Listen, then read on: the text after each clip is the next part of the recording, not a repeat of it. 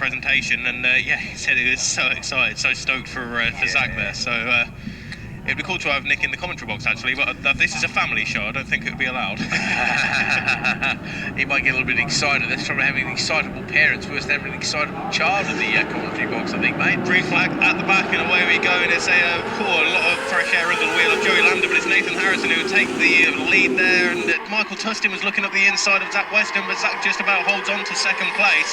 And I can see him racing now down towards Denton's, and everybody through safely there. Martin Morris going 3 wide further down the field in the mid-pack there, but I think you'll see Nathan Harrison on that CBR 600, Keith, bike number 15, leading the way. Certainly, Joe, he is leading the way, but tucked right in behind him. I think that might be Zach Weston. I can't tell from this distance, of course, but somebody's working the slipstream very hard indeed. We'll get confirmation of that when they come back towards me. I've obviously got to wait a little bit. We don't have a myriad of cameras going around. I know Brad's got a little bit of a camera, but it's not that good for really focusing and being able to tell exactly what's happening out there, is it, Bradley? Not overly, no, but looks Michael Tustin's right there in the mix as well, second or third place. Okay, Michael Tustin, so I couldn't really tell this difference. I'm assuming it's Nathan from pole position who's got the jump there and is headed off nicely down the hill. They come in, and we hopefully will be picking up some numbers in just one moment. We'll be able to see exactly who's doing what. That is Nathan Harrison leading, I can see that. And that is Zach Weston in second place, I'm pretty sure. I couldn't see a number, but I recognise those colours. So, somebody going straight on there, 48 rejoining. And Reece Forrest, I believe. Okay, he's slid through the gap there. It's a bit dodgy the way some people rejoin this. That was close, but not quite as bad as we've seen so far today. Obviously, you want to get through frantically and not lose too many places, but it's very easily done. But yeah, I'm pretty sure that's Nathan leading Zach when they came past me. You'll get confirmation when they get up to you, buddy. Yeah, we're just waiting for them to reappear out of Deer's leap, and it is Nathan Harrison with Zach Weston tucked in right behind him there. And I think the advantage yesterday was that Nathan took the time to go and see Zach yesterday after the race as well. So that'll be really good to see if Zach's picked up anything on what Nathan may have said. But that is your top two then. Harrison from Weston, Tustin, Pallett up next. There's Perry, Ross, Landon, Hurst, Dutton, Cunningham, Bloomfield, O'Mara, Wilson, Dickinson. Keith Povard drops 3 positions on that lap. But said he was excited and he was happy with that 10th place position yesterday inside the top 10 after a year or so away. But, we haven't seen him for a while, have we? No, you're right. There's Harry Gower is the big mover on that lap, making up 4 positions. Ian Ashby behind him makes up 7 positions for Harry, 4 positions for Ian Ashby. But yeah, Harrison and Weston over a second now in front of Michael Tustin. Did Henry Ross get out there? Can you see him on the board anywhere and make him any places? No, I can't. Okay, so again, maybe unfortunately, you say, unfortunately, if he's, I'm not sure if he went home then, because I don't know who else has gone home after a miserable day yesterday. That's Ollie Arbin, unfortunately. Oh, yeah, he's. I'll give you a call about that a bit later if you like, actually, and tell you what I've heard on that score, but not for the public thing. But yeah, starting to spread away. Right, that 5th place, we've got a really, really close battle, and by close, I'm talking about maybe a dozen bikes in a big long line. Certainly the leaders are clearing away out of sight very rapidly. 3rd and 4th starting to have a bit of a lonely race, but behind them, we've definitely got a real scrap going on. Back markers come through here. I wonder if we're going to have the situation where we might have some back markers before this race, because we've got a really hot pace at the front of this field, and I think some of the other guys maybe aren't looking up quite so well there, Bradley. You've got a 10-second jump start penalty applied to number 32, and that is Martin Morris there, unfortunately. So it's not been a great weekend for Martin so far. But of course he'll be back out in the power bikes and the 600s later on in the day. But Harrison leads Weston by 0.3 of a second. Tustin up next in 3rd place, and no changes of position inside the top 17 apart from between Landon and Henry Ross. Sorry, is there, Keith? Oh, okay, good. Yeah, That's it's good. number 141. He's dropped down to 7th place behind Joey Landon now. But okay, that's a decent result from the back of the grid, to be fair to Henry. Absolutely is. He's lapping in the 45s, and Harrison and Weston the only people inside the 42s. Okay, that's a decent sort of time too. Go on, mate. Just had a rider come into the pits there. I think that's the number 5 for Sheen. Didn't quite catch that one there, but so yeah, we'll double check that one in just a moment's time. But I'm sure we'll just see the number 5 come into the pits there, and that'll be Luke McRae. So it's not been a good couple of minutes there, is it, for Max or Luke or Abigail? No, definitely not. Okay. So leaders back past me again, and I tell you what, Zach's not giving up on this one. He is pushing on as hard as he possibly can. So third and fourth dropping off the pace just a little bit. That battle for fifth still going on though, still frantically close as ever. Everybody trying to find a bit of an advantage, get past one of their rivals. No great changes from what I can see here. But it is all a bit of a blur coming past here, isn't it, Bradley? Yeah, you're right there. So they go through such a rate, don't they? And they'll change of direction and whatnot, especially these guys at the front here, because they're already in towards Lodge. And Nathan Harrison, he can't quite shake Zach Weston at the moment there. He's just about keeping touch with him. It's 0.3 of a second last time around, but as they cross the line this time, it's 0.7, as Harrison puts in a 42.377 and Weston a 42.7 on that lap. So purple in both sectors for Nathan Harrison, ahead of Zach Weston, and Michael Tustin, Matt Pallett, Joey Landon ahead of the 62 of Jonathan Perry. There's Ross Hurst, Dutton Cunningham, James O'Mara ahead now of Paul Bloomfield, but Paul leading the way in the Clubmans. Kai Dickinson up next, then it's a 224 of Wilson, that's Jamie Wilson I believe there, Keith Bovar up next, Reece Forrest, Tom Walker, Ian Ashby, Jake Anderton and Harry Gower is your top 20. Okay, some impressive names inside that top 20 as well, mate, they really are. So, shows you the sort of pace that Harrison and indeed his young rival Weston have got to be heading some of the field like this. Just watching them come down. There's a few challenges going to Cascades, nothing too serious though. I don't think anybody's. The trouble is, as we were talking with Matt earlier, is you get to pace yourself a little bit here. You get to think about your racing. So I think people are not punching their way through that we often see at club racing. I think they're just kind of going, you know what, I'll take my time. Right, Weston now is dropping back just a little bit. I think those couple of purples that you mentioned before. What's Nathan's fastest lap so far, mate? It's a 42.377, and he's done a purple in his first sector again there, Keith, so he could well be having a quicker lap on this one. Okay, well, we're looking for that elusive 41.9.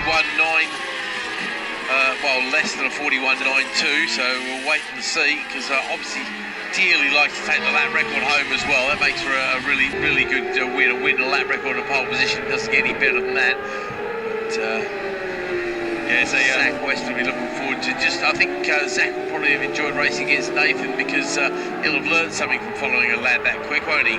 Yeah, you're right. It's 42.372 now, so purple on that lap, but not quite close enough to that lap record there for Nathan Harrison. Zach Weston, Michael Tustin, Matt Pallett up next. We've got a good battle coming through now, actually, and that is that one between, that's Cunningham, Bloomfield, O'Mara and Dickinson, with the 224 Michael Wilson not too far behind either. Joey Landon has dropped 12 positions, but come across the line, Keith. I'm not quite sure what's happened to Joey on that one, but he's gone around about 10 seconds slower in the first sector. Oops. That could just be a wobble somewhere, but if he's still upright, that's always a good thing. 14th in class at the moment there, and of course, coming into this weekend, he was a championship leader, wasn't he? So he's trying to not lose as many points to Zach, and that won't have helped his chances. No, definitely won't have helped his chances at all. Certainly, okay, giving away points that easily, I'm afraid.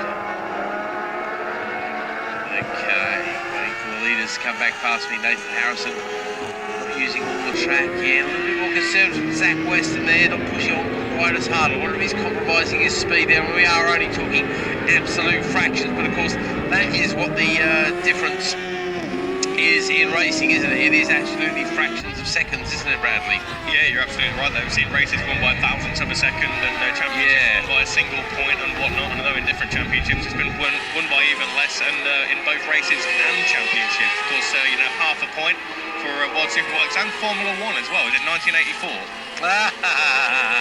Well, there we go. He's definitely reading up on his history there. Good boy. We definitely approve this knowledge, that's for sure. Okay, how many laps into the race are we now, mate? So we're at half race distance. That's just been 5 laps completed now, so we've got another 5 to go. And Zach Weston carries a lot of speed in towards Old Hall there, and is 2.7 seconds adrift now from Nathan Harrison. That battle comes across the line. That is between Ross, Perry and Hurst, with James Dutton not too far adrift either, only 1.1 seconds behind. Okay, that's a good result from James Dutton. James Dutton in the main class there. Let's see, he didn't have a great time at Brands Hatch. I'll tell you who else is missing from this round, who I thought would have been here actually, is Louis Kershaw, our former front runner and race winner in the MZs there. He came out on the 600, of course, at Brands Hatch, didn't he? But Louis not here, unfortunately. Maybe he's got some work on, because I know he works in motorsport as well, which has got to compromise your availability, I'm guessing in these sorts of things, hasn't it? How the Clubman's looking? Paul Bloomfield still doing the business? Yeah, Paul Bloomfield's leading the way. He's 9th overall on the circuit there, ahead of Reece Forrest, who's in 15th, and Tom Walker, who is in 16th. But Reece Forrest has around about 2 seconds or so of an advantage over Tom Walker. So that's your top 3 in the Clubman's then. Good battle there actually between Gower, Anderton, Ansell and Hickmott. That is 19th, 20th, 21st and 22nd on the circuit there, Keith. But they're all Clubman's and they're all locked together. That's good because they're all very close to the championship as well, those guys. So I think that might be a battle that we see continue throughout the year. Oh, bit of a dive there, a very effective dive as well. That was Joey Lambert just coming through. I think he might have made up a place there unless he was just getting it back from where it had been stolen from him. Not quite sure who he was making that move on, but have a look at Joey when he comes across the line and see if there's any great change there at all, mate. Yeah, Bulldogs, have a look. It's a fastest lap of the race now for Nathan Harrison. It's 41.931. He's no way. 11 thousandths outside of the lap record. So close yet so far. Well, we'll wait and see. Right, Joey Landon should be coming towards me any moment now. There goes Bloomfield O'Mara ahead of Gareth Cunningham and Kai Dickinson. Keith Povar up next. Then there's Joey Landon. So he's made up 3 positions ahead of Wilson, and that was Reece Forrest and Tom Walker just behind him. So Tom Walker, bike number 28, has made up a bit of time on this lap, and he's within half a second now of Reece Forrest, who is in 2nd place in the Clubman's. Good stuff. Obviously they're involved in their own little battle, and we do see the Clubman sometimes taking to the top of the tree as well. Definitely seen some Clubman victories over the years. As I'm watching the leaders come down the hill now, am I? Yes, indeed. And that's the back marker, as I suspected. So Harrison going around the outside there of the back marker, doesn't lose too much time there.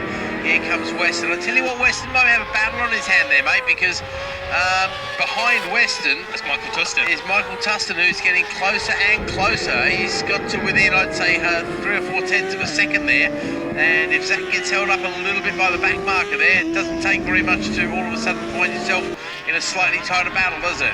No, you're absolutely right. I'm just having a look, as you mentioned, at the lap times. And yeah, Michael went 0.8 of a second quicker than Zach on that lap. And the gap was 1.1 as they came across the line then. So we'll have to keep an eye on what the split time is when they come back into my view. But here comes Nathan Harrison then. And it's a 42.5 on that lap. And they're side by side now almost there, Keith, between Zach Weston and looks like one of the back markers getting into the thick of things there as well. But across the line, it's now down to half a second. My apologies. Weston half a second ahead of Tustin. There goes Matt Pallett. 4 seconds adrift from Michael Tustin, but well up the road from Henry Ross, who is in 5th place, and has put some distance between him and Sam Hurst on bike number 91. Next up is a 62 bike of Jonathan Perry, James Dutton next across the line. But it's spread out just a little bit on this lap, and there goes Joey Lambden and Keith Povar. Right as I say that, they're side by side across the line there, 7/100th of a second between Povar and Lambden. Didn't think there'd be too much between them. They came past here and they were very close indeed as well. And yeah, Michael Tustin didn't manage to land on the podium at Brands Hatch, but he a couple of solid 4th places there, so he's obviously got a taste of the medals after picking up one yesterday, and he's very much in the championship here as well. So I wouldn't be surprised because the other people who are ahead of him, we've got Michael Mills, who's not here this weekend as well, and Henry Ross, who's behind him in the championship and obviously lost out on their chance to score some points yesterday. So Michael Tustin, he's cranked it hard over. He is chasing who effectively I think will be our championship leader now, Zach Weston. I'll wait until we get confirmation of that when the points get published later in the week.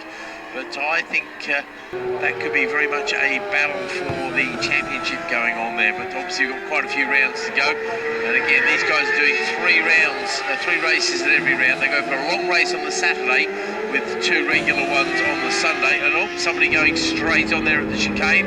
And oh, that's Joey Lambden there. So Keith Povar has definitely got a bit of an advantage there. Not a huge one, actually, not as much as you think he would, but he's probably picked up a second or so with Joey's little mistake there, so that makes it a little bit safer. And we're running out of laps very rapidly, aren't we, Bradley? 2 laps to go now, and I think Michael Tustin has just got into the rear wheel of Zach Weston and is matching him now in terms of lap time, because they're both in the high 43s. It's a 43.7 for Zach, and actually it's a 43.3 for Tustin. But we know both of them, their fastest laps of the race so far, are both in the 42.6s. So there is a bit more time out there for both riders, but not a lot of time between them. It's 0.192 of a second. Excellent stuff. Well, if you've got a plan, he better execute it very shortly indeed, because, as you say, 2 laps left. It's well, couple of minutes, a few minutes, as Gareth Faith going past on his very chrome machine. And Gareth, another man who really enjoys his racing. He's a regular visitor to me at Sports Bike Shop in Harlow there. Comes in for a coffee and a chat quite often. He'll be the first to admit he's not the fastest guy out there, but always got a smile on his face. Right, here comes that battle. Let's keep an eye on it. It is still Western, and oh boy, Tustin really has got him in his sights. He's going to pick up that hurry-up flag in just a moment, mate. And there's literally a bike length between them as they disappear up under Oulton Park Bridge there. And we're going to wait for you to pick them up when they come across the line. Harrison is definitely untroubled in the lead of this race now. And interested to see if Nick can do a few tweaks to Zach's bike in the break between the races to maybe find that little bit of time, or whether it's just an experience thing. I mean, Nathan, at the end of the day, as you mentioned before, Brandon, he was a works Honda rider, and you don't get given those just for looking pretty, do you? No, exactly. That's kind of one of them things that you can't say no to if you're ever offered the opportunity. But how often are you offered a... so it's a quarter of a second between Weston and Tustin on that lap. So Weston went around half a tenth of a second quicker than Michael Tustin on that lap. Of course, we are on the final lap now, Keith. That last lap flag now being shown to all of the riders coming across the line now. There goes Henry Ross in 5th position, ahead of Jonathan Perry in 6th, Sam Hurst in 7th place, James O'Mara in 8th, James Dutton in 9th, and Kai Dickinson moves ahead of Paul Bloomfield to round out the top 10 overall. But Paul Bloomfield still leading the way quite handsomely in the Clubmans. But we are on to the final lap here as Walker gets the better of Forage now for second in the Clubmans. Oh, wow. It's another battle that's going to go all the way down to the field, but I have to say Paul Bloomfield looking like the class of the field, and he's another one I think has been working with Matt Weatherall a little bit on the Fridays or the Thursdays as it was this week to try and find a few tenths here and a few tenths there. It looks to be paying dividends to Paul, doesn't it? Yeah, you're absolutely right there, Matt. Okay, sorry mate, got a challenge here, and that is a successful challenge by Tustin on Western. So if Zach's going to get him straight back, he better hurry up because they're going up the hill out of Knickerbrook towards Clay Hill. And Tustin, you've got to think he looks the stronger of the two at the moment. He's kind of hammered him home, got him with less than half a lap to go, literally 30 or 40 seconds left in the race. So I'm thinking that could be looking like a good third place, which of course will be second in the points for, will be first in the points for Tustin. So that'll be a useful bonus for him, won't it? No, you're absolutely right there. Checker flag goes out to Nathan Harrison, who took the victory again. Second time of the weekend for Nathan Harrison. And watch him coming across the line now. And there's a few back markers in the mix as well. But Michael Tustin just about gets the better of Zach Weston as they come around to complete the race then. So 0.211 of a second. Michael Tustin over Zach Weston. And it's Matt Pallett up next. 3.9 seconds adrift from Zach. Just coming across the line now, there goes George Higgins, albeit a lap down there, but on that Aztec Racing Yamaha R6 Ford, race for George Higgins. And next up, that looks to be like the number 62 bike, is it, of Jonathan Perry, so Henry Ross. Not sure what's happened to Henry on that final lap then. He's dropped around about 6 or 7 seconds on that first sector, so Henry Ross, he dropped a few seconds in the first sector, he's dropped a position, and is across the line in 8th place, but Perry in 5th, O'Mara 6th, Hurst 7th, Ross in 8th, ahead of Dutton and Dickinson in 9th and 10th place. Paul Bloomfield, the first of the Clubman riders, in 11th place overall. That's another 25 points for his championship there, so good stuff for Paul. Gareth Cunningham, Keith Povart, Joey Landon in 13th place. Then it's Tom Walker, who did hold on to second place ahead of Reece Forrest by a quarter of a second for the second and third place.